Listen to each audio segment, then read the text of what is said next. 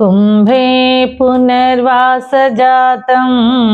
केरले चोळपट्टणे कौस्तुभासं दरादीसं कुलशेखरम् आश्रये गुष्यते यस्य नगरे रङ्गयात्रा दिने दिने तमहं शिरसा वन्दे राजानां कुलशेखरम्।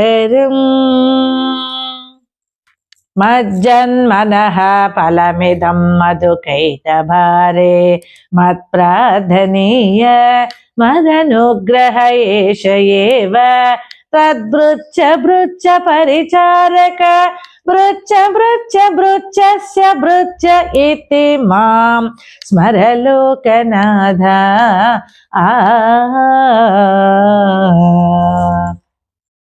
భావము. హే మధుకైటభమర్దన, నేను ఎలాంటి యోగ్యత లేనివాణ్ణి కాబట్టి నీ పాదసేవ చేయటానికి అనర్హుడనయ్యాను.